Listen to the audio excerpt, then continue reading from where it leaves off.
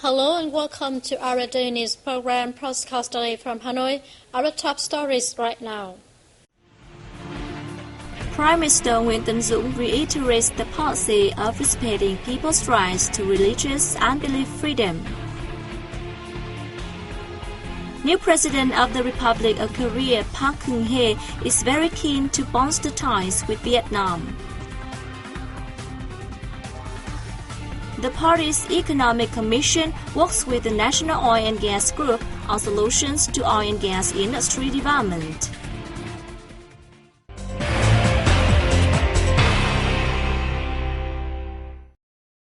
Prime Minister Nguyễn Tấn Dũng has reiterated the policy of respecting people's rights to religious and belief freedom and ensuring all religions observe the law.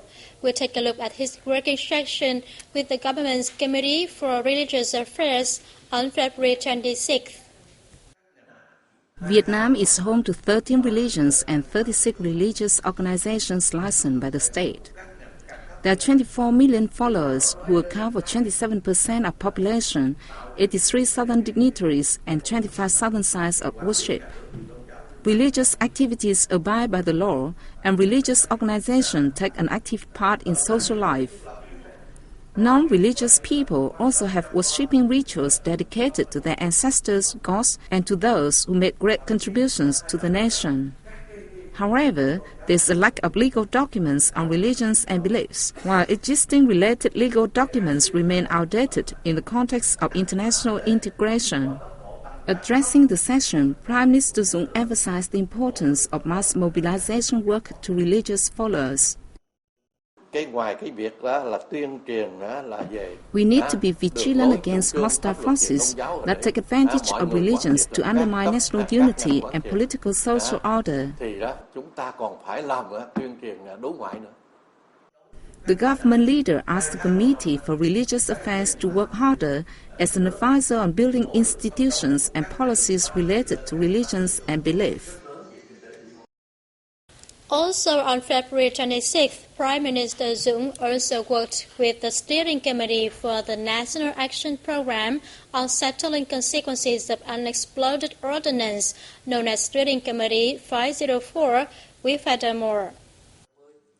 Prime Minister Dũng stressed the need to drastically and effectively settle the consequences of unexploded ordnance, UXO, left from wars in previous decades.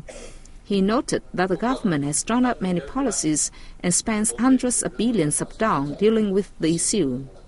With the public's help and support of the international community, Vietnam's efforts to clear bombs and mines left over from the war have recorded important results. Deputy Defense Minister Nguyễn Chí Vịnh, who is also head of the committee, presented tasks of the Steering Committee 504 for this year. The committee will map UXO in the remaining 14 provinces and organize an international donor conference on the issue in Hanoi at the end of the year. It will study the technology to clear UXO and hold an exchange program to jointly overcome the consequences of UXO. Around 800,000 tons of unexploded bombs and mines remain over an area of 6.6 million hectares in the country, and more than 1,000 people fall victim to UXO every year. New President of the Republic of Korea Park Geun-hye on February 26th said her government and she personally are very keen to bolster ties with Vietnam. She gave a reception for Vietnamese Vice President Nguyễn Thị Doan, who was in Seoul for her swearing-in ceremony.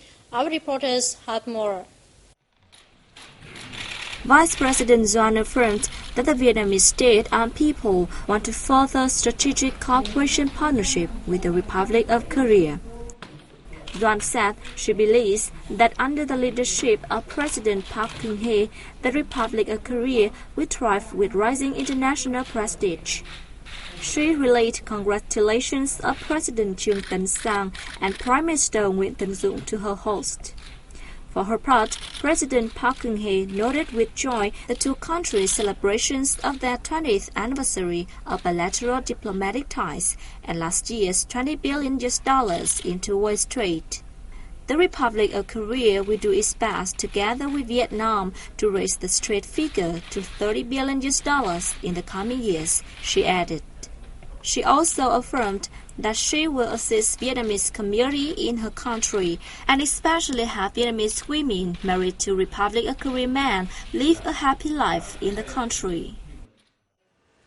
Earlier, Vice President had a meeting with leaders of three Korean economic conglomerates, Lotte, Chanvit, and LG. She also talked with staff from the Vietnamese embassy in the Republic of Korea.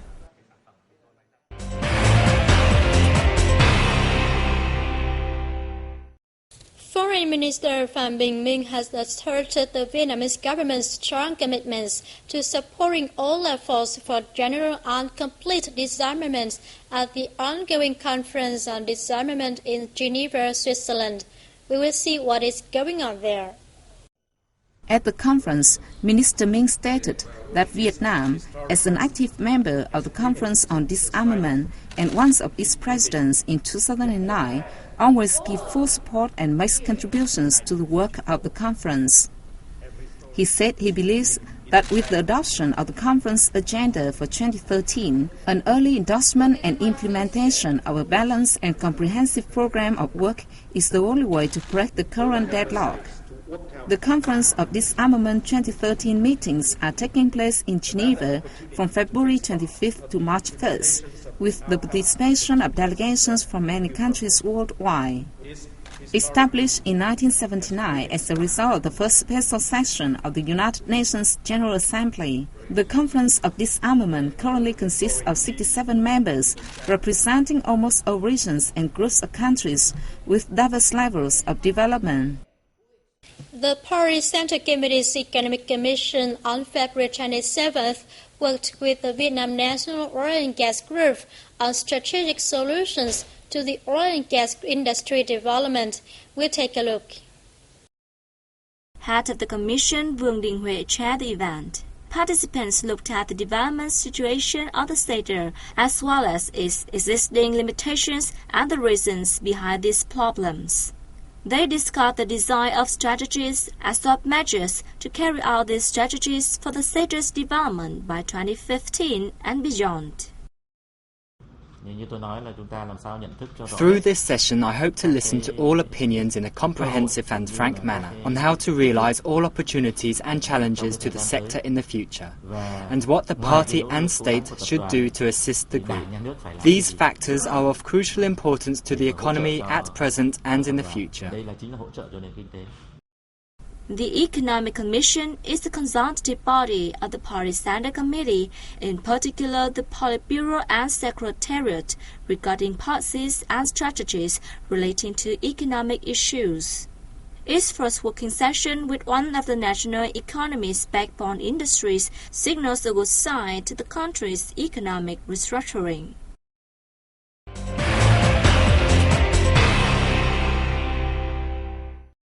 The family doctor model is not new in developed countries, but is still a novel approach in Vietnam. It is considered an effective solution to overloaded hospitals in the medical sector. Take a deeper look at the issue. Living in Hanoi's outlying Tu Liem district, Nguyễn Thùy Linh decided to call the Hanoi Family Doctor Center to treat her daughter, who has been suffering from a cough and high fever for many days. Linh knew that hospitals are filled to capacity during the peak season of epidemics. I want something comfortable and gentle for my children, so I chose the Family Doctor Service. Meanwhile, Hanoian Nguyễn Thị Thìn, who has had high blood pressure for 10 years, opted to start a one-year contract with the service. She will pay $500,000 per month for the service and will receive medical checkups and consultations each month. I'm over 80 years old and do not like to go to hospital as it takes me time and it's not convenient for me to go there. It's very convenient as family doctors who come at any time whenever I call them. However, the majority of the public still go to hospitals when they are ill, which makes hospitals, especially center ones, overcrowded. Bác sĩ gia đình sẽ là người sàng lọc đầu tiên. Family doctors have screened patients for hospitals. The service can help ease current hospital overload. Nó sẽ giúp cho việc giảm tải. Health e-wealth, family doctor service is a good choice for people to take care of their wealth. That's all we have for today. I'm Ngọc Hà and the rest of the team.